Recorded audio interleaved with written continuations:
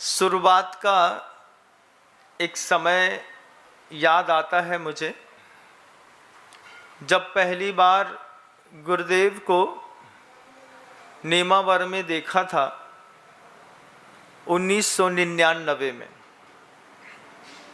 जब वृषभ सागर जी महाराज से लेकर के और पार्थ सागर जी महाराज तक 23 मुनि दीक्षाओं का कार्यक्रम बना।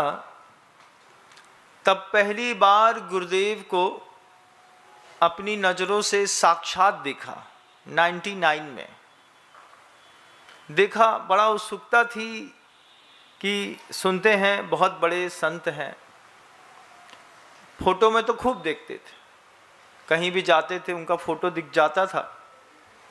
फिर जब कभी जबलपुर जाते तो जबलपुर में उनके नाम की बसें बहुत चलती हैं। कैसी, हर बस में लिखा है ज्ञान के सागर विद्यासागर, ज्ञान के सागर विद्यासागर, विद्यासागर ज्ञान के सागर। छोटे से बच्चे थे तो ऐसा समझते थे कि शायद ये विद्यासागर जी महाराज जी की ही बसें हैं जो बहुत चलती हैं। बाद में समझ में आया कि गुरु के नाम पर दुनिया भर के लोगों की दुकानें चलती हैं, मकानें चलते हैं। कई लोग हैं जो गुरु के नाम पर ही जिंदा हैं। फिर बाद में जब विद्यासागर वस्त्रालय देखा, विद्यासागर मार्ट देखा, तब बहुत देर बाद समझ में आई कि नाम है, नाम तो कोई भी रख सकता है।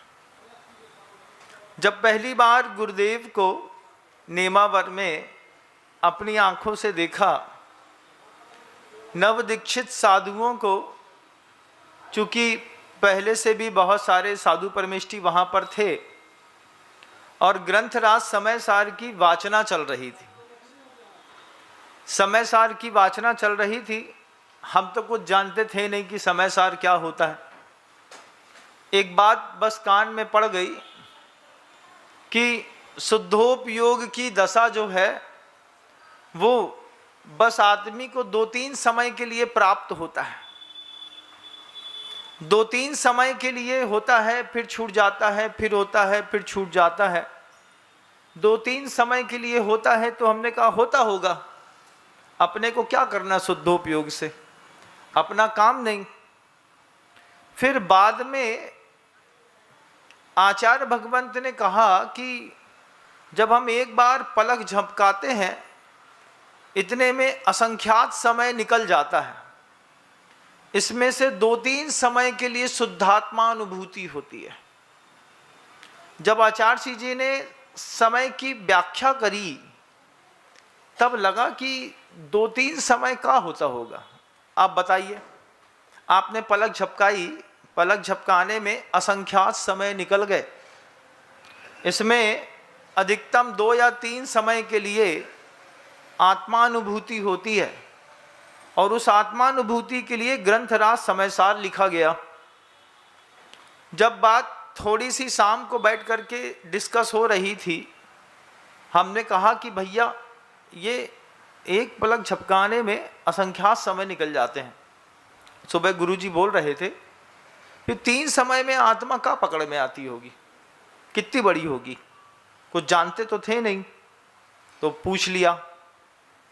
तो बगल में कोई ब्रह्मचारी जी बैठे थे, उन्होंने बताया। वो कहते हैं कि आत्मा तो गुरुजी जैसा बोलते हैं ना, 2-3 समय के लिए ही शुद्धोपयोग की दशा रहती है। चौथे समय में फिर आदमी शुभोपयोग में आ जाता है, अशुभोपयोग में भी जा सकता है। हमने फिर पूछा, अब बिल्कुल अबोध जिंदगी थी, कुछ नहीं जानते थे।